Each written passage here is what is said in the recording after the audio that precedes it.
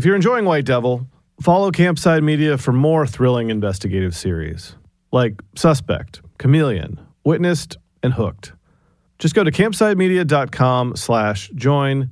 That's campsidemedia.com/JOIN. Campside Media. This is White Devil. Please do enjoy.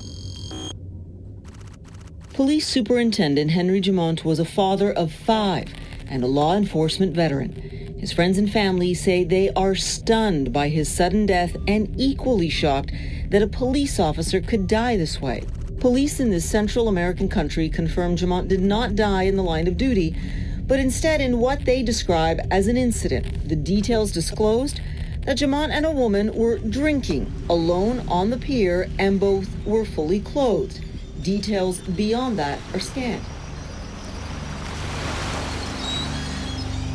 The exact truth of what happened in Belize on May 28, 2021 isn't knowable in any objective way. There were 2 people there, alone on an isolated pier, and only one survived to talk about it. There were no witnesses, no cameras. And as the saying goes, a dead man tells no tales. So with that in mind, here's what we know. Sometime around 12:30 a.m., a security guard outside of some luxury condos on Ambergris Key, the largest island off the coast of Belize, heard a gunshot. These condos are adjacent to a brand new luxury resort called Alaya, on the outskirts of the town of San Pedro. If you've been to Belize, you've probably stayed in San Pedro. It's a party town, which fronts the region's largest coral reef, so it's filled with bachelors and bachelorettes, as well as fishermen and scuba divers. It's noisy and can be crowded as tourists and golf carts buzz around its narrow dirt lanes, dodging Belizeans selling t-shirts and coconuts. But on this night, it was very quiet. This was pandemic times. When the guards who heard that gunshot got to the pier, they found just one person, a woman they knew well, a young blonde Canadian who lived in the condos they were protecting. She was in a panicked state, covered in blood, and muttering about an accident. Bobbing in the sea just off the pier was the body of a large black man who turned out to be a cop named Henry Jamont. And not just any cop either. Henry Jamont was a boss, a superintendent. At one time, the second-ranking police officer on the island. And there was no doubt about this part. Henry Jamont was dead.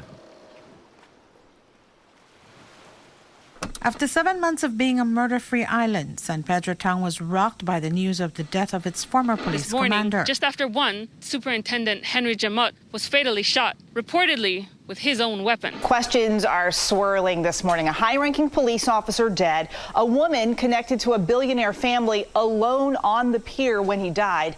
This morning, calls for justice. Police Commissioner Chester Williams, Belize's highest-ranking police officer, spoke to the press a half-day later, on the afternoon of May 29, to update the country on his initial findings in this incredible case of the rich white woman and the dead black cop. Upon investigating, police found the female on a pier. She had what appeared to be blood on her arms and on her clothing. A firearm was also seen on the pier. That firearm has been retrieved, and we have learned that the firearm belonged to the police. And inside the waters, right near the pier, police recovered the lifeless body of Mr. Jamont with one apparent gunshot wound behind the right ear. Behind the right ear. It's exactly where you would put a bullet if you were trying to execute a man. But the only plausible executioner here was a young woman with no criminal record and a very high profile around town. Her name was Jasmine Harton. Jasmine Harton. A socialite accused of killing a police superintendent in Central America is behind bars tonight. Jasmine Harton was arrested and charged in connection to this deadly shooting. Jasmine Harton was taken into custody and put in a cell. It looked bad, but the way things worked in Belize, everybody figured that this rich, well-connected expat would just buy her way out of it. In this case, everybody was wrong.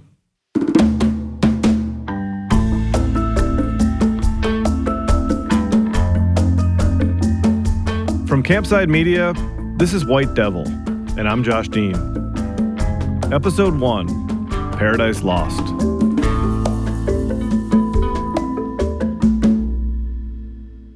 I don't typically read the New York Post, but a friend of mine does, and he sometimes sends me links for a laugh.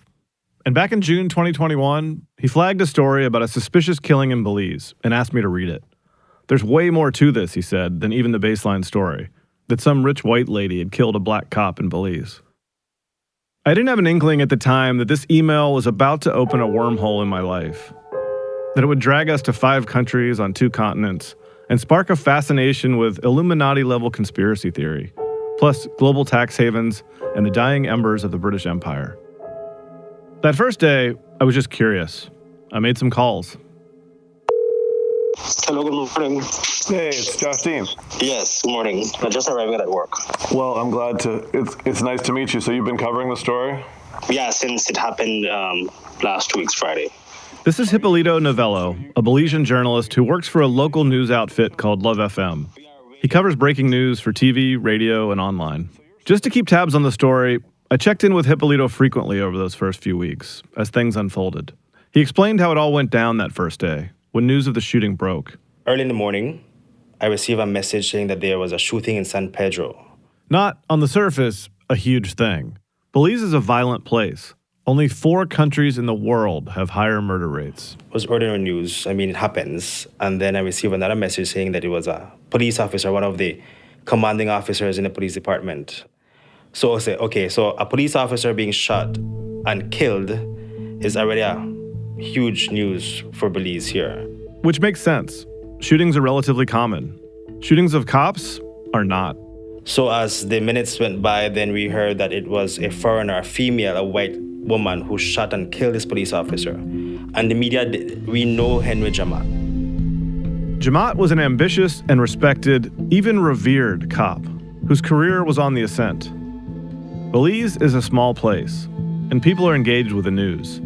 Senior public figures tend to be well known. So we knew this was a big deal, it's a big case. Then we got information that this person was the daughter-in-law of Michael Ashcroft, the Michael Ashcroft here in Belize, and everyone in Belize knows of Michael Ashcroft. Jasmine Harden isn't actually Michael Ashcroft's daughter-in-law, although many people think of her that way. She and Michael's son Andrew never married, but she is the mother of his twins. So her kid's grandfather is one of the most influential men in Belize. So the story exploded. Now to that mystery in Paradise. The partner of a British billionaire's son charged with killing a top police officer. Her longtime partner, with whom she has 2 children, Andrew Ashcroft, is the son of British billionaire and political power player Lord Michael Ashcroft. Billionaire Lord Michael Ashcroft, son of Lord Michael Ashcroft, a British billionaire and the most powerful man in Belize.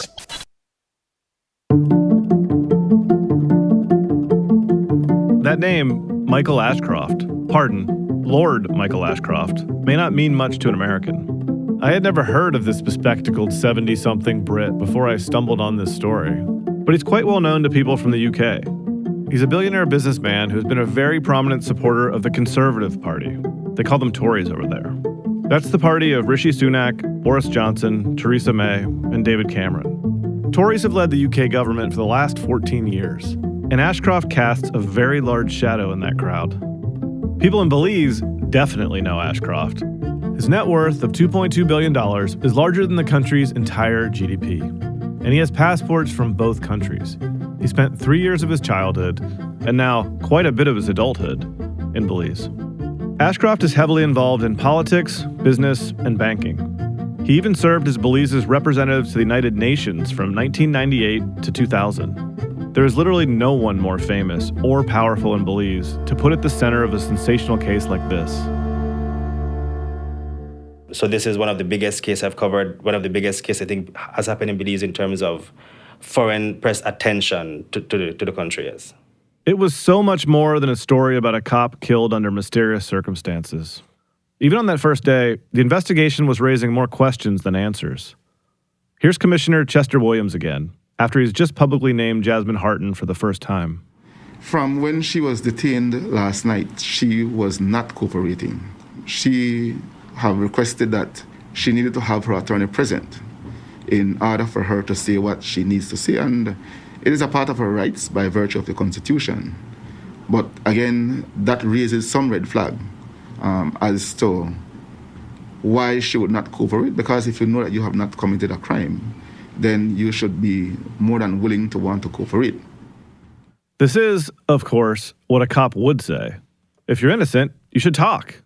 But we all know there are plenty of reasons not to talk to cops in the aftermath of an incident. One of the biggest reasons? In a panic, you may say something you regret. The situation is such that it requires an explanation from her. In the absence of an explanation, then she will have to be treated as the killer, and we will proceed accordingly. It's hard to argue with his logic, and yet, on the surface, there was no reasonable explanation for what seemed, at first glance, like a murder. By all accounts, Henry and Jasmine were friends. In fact, he was friendly with her whole family, and it didn't appear to be some entanglement gone wrong. Harton didn't mention an attack and wasn't claiming self-defense. So, assuming Jasmine Harton was the killer here, the person who fired the gun, why? What had happened between them? Why were they even on that pier? And in what ways could Jasmine's extraordinarily powerful family have been linked to this case? Since the news of Jamaat's death, speculations have been rampant, ranging from the possibility of a homicide to that of a suicide. And the police commissioner making it very clear that just because a very wealthy family is involved does not change how this case is being handled, saying the case is being fully investigated. Jamaat's actual family, as well as his police department family, can only hope that the cop will get what he managed to give to so many families during his career on the force, a passionate commitment to justice. Nobody disputed the fact that Henry Jamaat was shot, almost certainly killed by this woman, Jasmine Harton, who was being held in the San Pedro police station without bail. Police said there would be a full investigation. And yet, there was just a feeling in Belize that justice wouldn't prevail, that it would all just fade away. This is a white woman who has a lot of money, so the public sentiment was that she's going to get away with it. There's no justice. Justice will not be served in this case.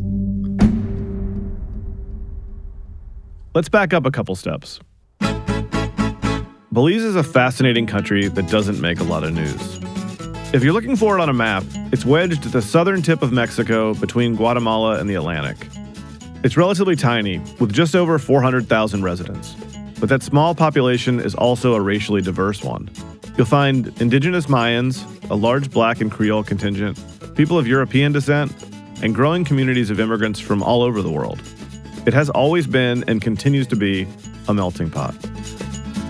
About half of Belize's citizens live below the poverty line, and it can be violent, though much of this is gang-related and centered in Belize City, which used to be the capital until a hurricane flattened the place back in 1961. That's when leaders decided to relocate the government to Belmopan, a much smaller city an hour inland in the jungle. But visitors don't tend to spend much time in the city, because Belize is a place blessed with white sandy beaches, turquoise waters, ancient ruins nestled in rainforests, and one of the best preserved coral reefs left on Earth. Every tourist that visits Belize, they head to San Pedro because of the beaches, because of the sea, because of the resorts there and the hotel there. It was at one of those resorts on Ambergris Key where Jasmine Harton was hanging out with Henry Jamaat. So you have a strip of resorts, you have a strip of hotels along the beach there, and these are huge hotels, pretty hotels if you want to call it that, and people that go there are not necessarily locals. This is only built for tourists who have the money. He means the southern end of the strip, where things are a bit quieter, where Henry and Jasmine were sitting on a pier with no other people in sight. This is after midnight. There's no light, and the cameras at the hotel can't catch that angle. One, because it was dark, and two is because of a little distance. So the hotel is far removed from the center of town. It's also worth noting here that Belize was in the middle of a serious COVID wave, and there was an active curfew in place. But there were other people nearby. The first person on the scene was a security guard who saw Jasmine pacing up and down the pier. This guard worked for a man named Gene Lopez, an ex-cop whose security firm was looking after Mata Rocks, the resort next door. Lopez is one of the very few people to speak to the press in the days after the shooting, and he shared his story with a reporter from the Daily Mail. I showed up, and I eventually saw her there, and I was told that somebody was in the water. Later to find out that it was Jamat, and she was the accused person. Lopez told his guard to call the police and rushed to the scene himself. He saw a white woman with blood on her clothing and her hands on her head, as if in shock. But as he got closer, Lopez realized that he knew this woman too. San Pedro is a tight-knit community. The locals all know each other. And Lopez also owns a bar where Jasmine Harten often came with friends, including cops. She was just about the last person Gene Lopez expected to find at a shooting scene. It was kind of hard to believe, knowing that she does love freedom, and knowing that if you do commit such an offense or such a crime, you would be arrested and be locked away for a very long time, if not for the rest of your life. Nothing about this made any sense, and there was no reliable way to get to the bottom of it. The only two persons who know exactly what happened are Henry Jamat, who is now dead, and Jasmine. More after the break. This is the moment. The Bachelorette is back. And the power I'm gonna fall in love. is in Jen's hands. And I'm gonna do it my way. ABC tonight. Everything about her is great. I feel so special. Jen's looking like a queen. My men are very, very hot. Someone call 911. You are looking so fire. This is the beginning of a new era.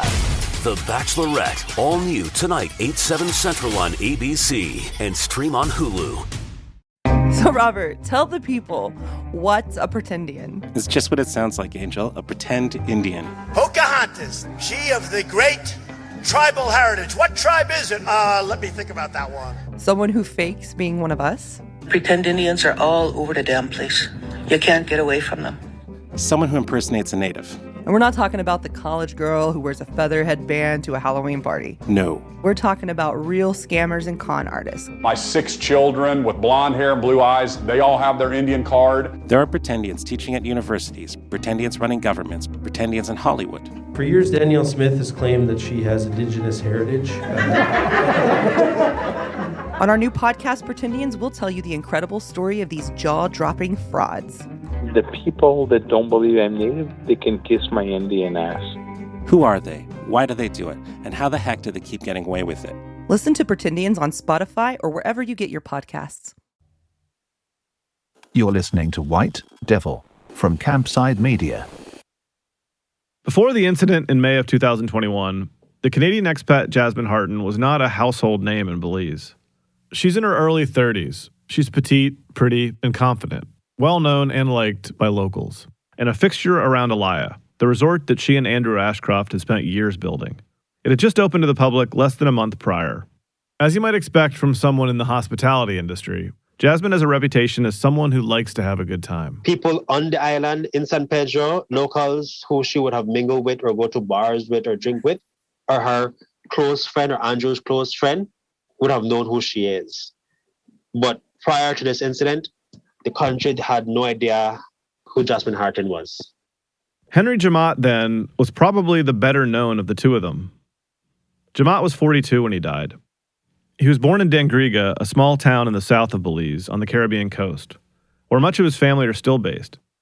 He was the youngest child of a family with 19 kids, and the only boy. His family and close friends called him King. And Henry had 5 children of his own, a boy and 4 girls. In the wake of Henry's death, people described him as a family man who loved music and fishing. He held various roles in a career that spanned more than 2 decades with the police. Prior to his death, he had just been moved from the top job in San Ignacio, in the jungle near the Guatemalan border, to Precinct 2 in Belize City, a difficult post in an area notorious for gang violence. Jamat He has been a police officer for many years, and he rose up the ranks. Jamaat was known to work along with the community, to forge a relationship with community members and to weed out criminals there. I've met Jamal a couple of times, and he's actually very nice. And even though he's very stout and a big fella and very intimidating physically. He really was. Henry weighed over 300 pounds. He was very caring and he's very respectful. A lot of people in San Pedro have a lot of respect for Henry Jamaat.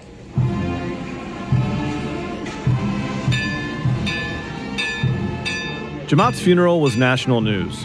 A 30-minute tribute played live on Channel 7, one of the biggest stations in Belize, but it was covered by all the country's major outlets. Numerous friends, family members, and VIPs were there to pay tribute. It's heartbreaking because we have lost a good soldier. We have lost a good police officer. We have lost a warrior. Ingrained in him, in his DNA, he was always a protector. That man protected me for years, like from school, primary school, from Belize, straight up to today, the last Thursday, you know. He looked forward to his career, he looked forward to family, and looked forward to life. That was Henry Jamaat. Of course, this isn't the full story. A eulogy rarely is. Henry was at times controversial. There are rumors around Belize that he had close relationships with gang members and clashed with colleagues, including his one-time boss on San Pedro over his approach to policing, which some described as forceful. But perhaps none of this is surprising for a man in this profession, in this place. As a cop, you make enemies when you do your job well. And on the day of Henry's funeral, the overall feeling was of a country grieving for a much-loved and respected figure, tragically lost far too soon. My brother loved life. He loved life. He had passion for his work. He did his work with integrity. He did his work with a passion, and that's the way he loved his family as well. My brother loved people. This is Henry's sister, Cherry. She's also a police officer and had become the official spokesperson for the family. Belize, as I said, is incredibly small. So Henry's death, under such public circumstances, was a tragedy for the whole country. But also, Henry was a professional. According to his close friends, not the kind of guy who lived recklessly. Here's Cherry speaking to Hippolito Station, Love FM. I believe he was killed. I believe he was killed. The investigation can tell me otherwise, but I believe he was killed. Killed, and not by accident, as Jasmine had claimed. The family is not accepting that story. They call it bullshit. They say they don't know what happened, but that accident theory, they say they don't believe it. And we've also spoken to a couple of friends who know that he has always been careful with his weapon. The family was out there beating this drum. They didn't believe Jasmine Harton. They were certain that this killing was intentional. This did seem to be the consensus around Belize, too. Few people were willing to accept that this was an accident. They wanted her to rot in jail. They wanted her to be in jail that same very day. They wanted her to face justice. Remember how Chester Williams described her? From when she was detained last night, she was not cooperating. Jasmine did eventually speak to the police. In the days after the shooting, reports emerged that Jasmine had told cops in the immediate aftermath that Henry was shot by someone who came by in a boat. And then she quickly recanted that story. Her official statement, known in Belize as a caution statement, was leaked to reporters. It told a story of a terrible but innocent accident. That Jamaat's Glock 17 service weapon misfired as he was teaching Jasmine how to handle it. And this is the story that Jasmine has stuck with to this day.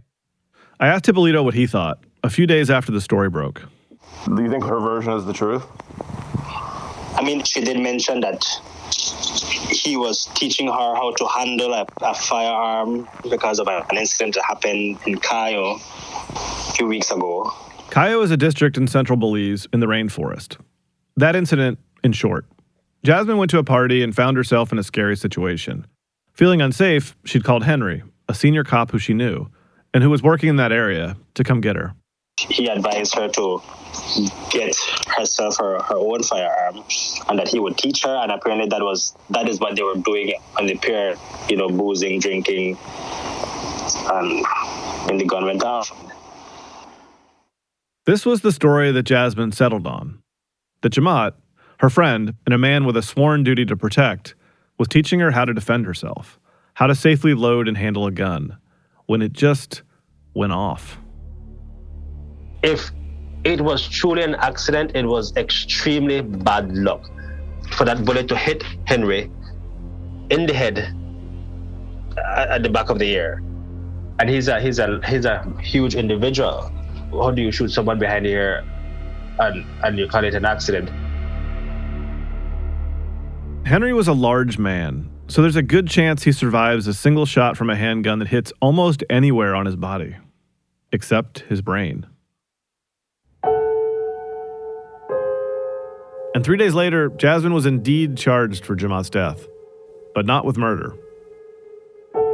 Late this evening, 32-year-old Jasmine Harton was arraigned in the San Pedro Magistrates Court for the charge of manslaughter by negligence for the shooting death of Superintendent Henry Jamaat. The charge was levied following a direct... Manslaughter by negligence. The kind of lesser charge that people expected this privileged woman to get. But there's another way to look at it. That the police didn't have enough evidence, based on findings at the scene and their subsequent investigation, to refute Harton's story. That the shooting was exactly as she said, just a terrible accident. To an ex-cop like Gene Lopez, the bar owner who spoke to the Daily Mail, this made perfect sense. If you cannot prove intent, then it will not be murder. It will be considered manslaughter. It will be an accidental death. Even with negligence, it will still be considered manslaughter because you have to prove intent. But the negligence is a kind of asterisk, and a portion of blame. And even assuming this was an accident, there are a lot of unanswered questions.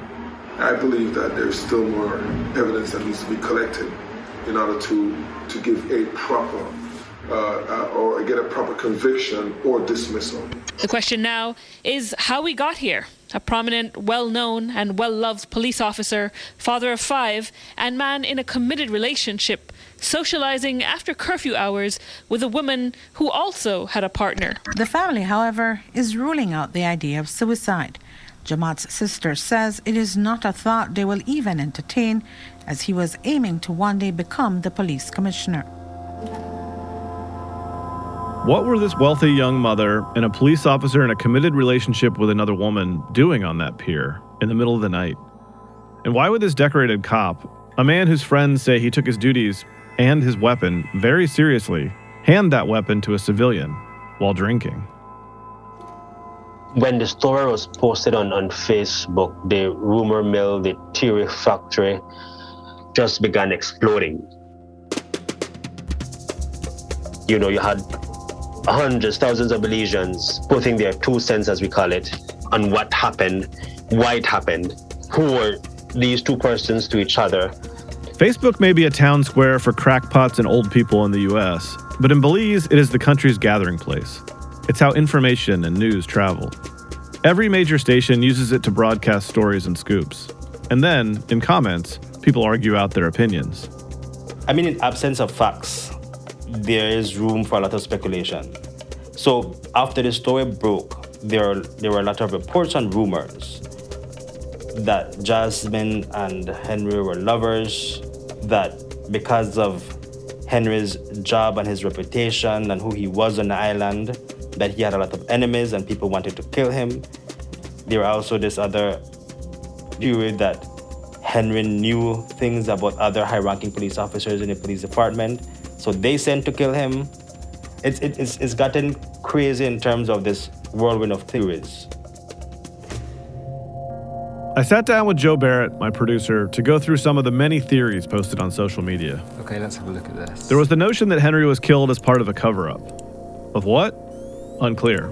Someone called Lyndon Lopez says, I think he knew something that they didn't want anyone to know about, so they got rid of him. Or that Andrew Ashcroft learned of an affair between them and had Jamaat eliminated. The husband had someone bump him off. Case closed. I think it's worth noting that some of this speculation makes complete sense. Things about the case, at least as reported in the media, did seem fishy. A behind-the-ear headshot sounds more like a professional hit to me. But some of it, just wild speculation. Probably related to the plane that landed in the sea. That said, a few of the theories came up more often, and some of them did seem possible. Like that this was some lover spat. Yeah, that was one of the first rumors that went around, that they were romantically involved. But people had issues believing the first rumor because it's like, Beauty and the Beast. This was a common rebuttal I've heard to the love affair angle, that they were just an unlikely couple. But it certainly didn't help that Henry had allegedly changed his Facebook profile to single the night before he was killed. Persons in the media had no idea that there was any sort of relationship between Henry and Jasmine that would lead them to be hanging around, drinking, socializing on a pair at those hours. Another theory was that there was actually someone else there that night. This one had a lot of versions. Yeah, they were saying that there was a third person on the pier, and a lot of people were claiming that it might have been Andrew, because I think the following day, an Ashcroft had left the country. As in to escape the scene and the authorities. But it was his other brother who left the country the following day. It wasn't Andrew. What gave credence even a little to the boat story, the idea of a third person, was a growing rumor that Henry had enemies who might have liked him dead. Criminals, yes, but also possibly some within his own police force. When you post up pictures of him on the news outlets on Facebook, you have one or two comments saying that how Jamaat was a bully. A man in the cell next to Jasmine on her first night in jail was one of those people fueling these rumors. Here's what he told Channel 7. In my heart, I wasn't pissed off with her because I was so happy that I applaud her. Like, a lot of people don't like him here in San Pedro. Why? Because, to be real with you, he abused of me already. All right? Physically and mentally. Of course, a man sitting in a jail cell probably would say this about a cop he'd run into before. People will never be satisfied, especially in Belize. People will still have doubt on what truly happened on that pier that night. But what happened that night is only one small part of the story. We'll get into that after the break.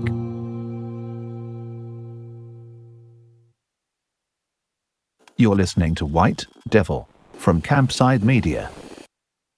Jasmine Harton had advantages that most citizens of her adopted country couldn't imagine. She had access to capital and connections that stretched, in Belizean terms, all the way to the top. There was no way of denying this aspect of the story. The immediate reaction from Belizeans was that because of who she is, that she would basically be untouchable. That was the first sense on that day from the public. To put this into some sort of context, there's widespread disillusionment with the effectiveness of Belize's police at the best of times. The conviction rate for murder is less than 1 in 10. And that's before you take into account the kinds of lawyers a woman like Jasmine Harton could afford. For instance, a young black boy on the streets of Belize City would be arrested, charged, immediately taken to court for possession of a little amount of weed. And he would be remanded to prison immediately, quick, fast, and hurry. Now, if you're a Belizean and you have some sort of influence in the public, or you're a public figure, or you have money, you will pull strings. And the police officers here will sort of think twice before they even arrest you or try to charge you because of who you are. So the justice system is not balanced. It's basically in favor of the rich and wealthy and unknown against the poor, less fortunate, and the nobodies. The public knows this is how the justice system works.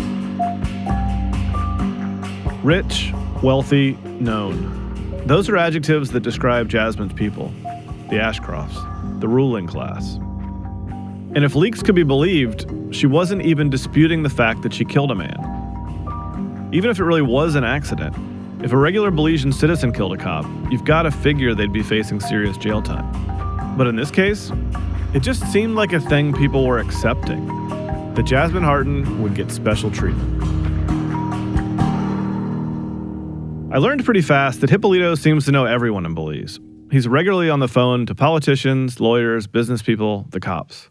It's a small country, and this is how things seem to work. Powerful people use media relationships to speak to the public, to get a message out. But that's not how things were playing out here. Nobody was saying a word. In previous cases, our sources would talk to us, give us details. But in this case, no one wanted to talk. Like they were scared or afraid or given directives not to talk. It was ridiculous. Something about this case was different. Normally reliable sources seemed muzzled. And there was one very obvious counterintuitive thing at work here. A powerful woman like Jasmine Harton would normally expect to just slip away from this. But the pressure, the unusually widespread scrutiny, changed the math for authorities. If they can't successfully prosecute this case, the public will condemn police officers. The public will condemn the investigators. So it's in their best interest to try, find ways or to successfully prosecute this case. Because, as I mentioned, Jasmine is the only living person who knows what happened there on that pier. And it's basically her statement as the primary source of evidence. So the only witness was also the only suspect. And she wasn't talking to anyone. Not at first, anyway. I didn't know what was going on. It was like a bad dream. And I guess he forgot that he had something in the top of the gun. And that's when the gun just went off. And then all of a sudden, they were taping it off, and it was swarming with police. And next thing I know, I'm brought down to the station for processing. And then they kept me for 2 days.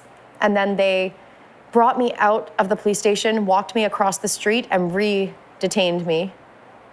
And then I was told by my lawyer that they were going to charge me for manslaughter by negligence, and that I would pay a fine, and that everything would be done. Pay a fine for killing a cop? It seems absurd. But that's what basically everybody thought. In the context of Belize's broken, corrupt system, nobody doubted that the rich lady would just walk free. It's been happening for generations. Except, it turned out to be way more complicated than that, and more diabolical than we possibly could have imagined.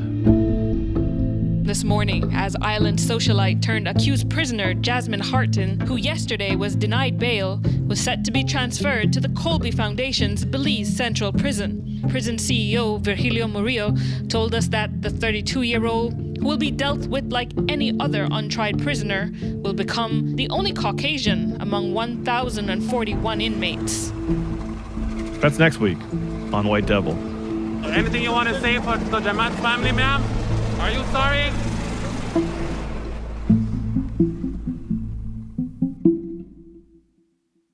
Under the shade I flourish, under the rocks and stones. White Devil is a production of Campside Media in association with Olive Bridge Entertainment. The show was written and reported by me, Josh Dean, with the series producer, Joe Barrett. Desert island, all alone. The story editor and sound designer is Mark McAdam, who also provided original music. Additional sound design by Joe Barrett. Studio engineering by Ewan Leitrim-Ewan. Our closing theme is Under the Shade I Flourish by Chris Halton and New Manhattan, including Eli Carvajal, Ava Carvajal, and Louis Chernyavsky. This episode was fact-checked by Sarah Ivry. Additional research by Emma Siminoff and reporting in Belize by Hippolito Novello. Artwork by Anthony Garace. A special thanks to our operations team, Doug Slaywin, Ashley Warren, Sabina Mara, Emma Siminoff, Destiny Dingle, and David Eichler. Campside Media's executive producers are Vanessa Gregoriadis, Adam Hoff, Matt Scher, and me, Josh Dean. At Olive Bridge, the executive producer is Will Gluck. If you enjoyed our show, please rate and review it on Apple Podcasts or wherever you're listening. It really does help other people find the show. And here's a thought. Maybe tell a friend to check out White Devil while you're at it. Anyway, thanks for listening. We'll see you next time.